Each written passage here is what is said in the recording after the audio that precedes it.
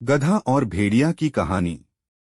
जंगल के पास एक घास का मैदान था। एक मोटा ताजा गधा रोज वहां हरी घास चरने आया करता था। एक दिन वह बड़े मजे से घास के मैदान में चर रहा था। तभी जंगल से एक भेड़िया वहां आ गया। वह शिकार की तलाश में निकला था। उसे बड़े जोरों की भूख लगी थी। गधे को देख वह बड़ा खुश हुआ और सोचने लगा, इस गधे का शिकार कर कई दिनों के भोजन का बंदोबस्त हो जाएगा। वह अवसर की ताक में एक पेड़ के पीछे छिप गया और गधे पर नजर रखने लगा। घास चरते गधे ने उसे देख लिया था और वह समझ गया था कि भेड़िया उसे मारने की फिराक में है। वह यह सोच ही रहा था कि भेड़िया उसकी ओर आने लगा। जान बचाने के लिए गधे ने एक युक्ति लगाई और वह लंगड़ाकर चलने लगा।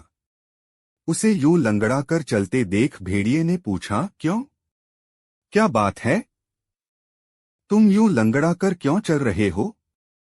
क्या बताऊं भेड़िए भाई, मेरे पैर में कांटा चुभ गया है, बड़ा दर्द हो रहा है, इसलिए यूं लंगड़ाकर चल रहा हूं। क्या तुम ये कांटा निकाल दोगे? मैं भेड़िया चकित होकर बोला। मैं जानता हूं भेड़िए भाई, तुम मुझे खाने के बारे में सोच रहे हो, मगर जब तुम मुझे खाओगे तब ये कांटा तुम्हारे गले में अटक सकता है, इसलिए इसे निकालना जरूरी है। भेड़िए ने सोचा, गधा सही कह रहा है। खाते समय मैं बेकार की मुसीबत क्यों मोल लूं?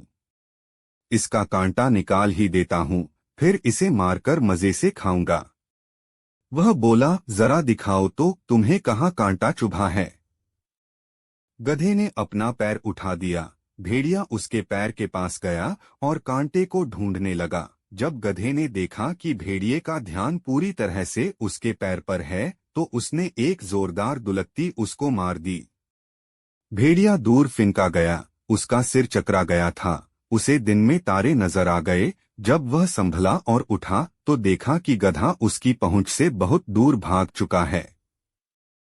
इस तरह अपनी सूझबूझ से गधे ने अपनी जान बचाई। भेड़िया सोचने लगा, जो काम मेरा नहीं बल्कि वैद्य का था, अर्थात कांटा निकालने का काम, उसे करने के चक्कर में मैंने दुलत्ती भी खाई और अपने शिकार से हाथ धो बैठा। आइंदा से उस काम में कभी हाथ नहीं डालूंगा जो मुझे नहीं आता।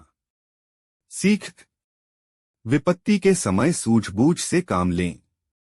जो काम अपना नहीं है उसमें जबरदस्ती दखल न दें, अन्यथा लेने के देने पड़ जाएंगे। ऐसी ही सदाबहार, रोचक, मनोरंजक, ज्ञानवर्धक एवं प्रेरणादायक सचित्र कहानियाँ देखने और सुनने के लिए वीडियो को लाइक करें, दोस्तों में शेयर करें तथा हमारे चैनल बचपन पैम्पर को सब्सक्राइब करें।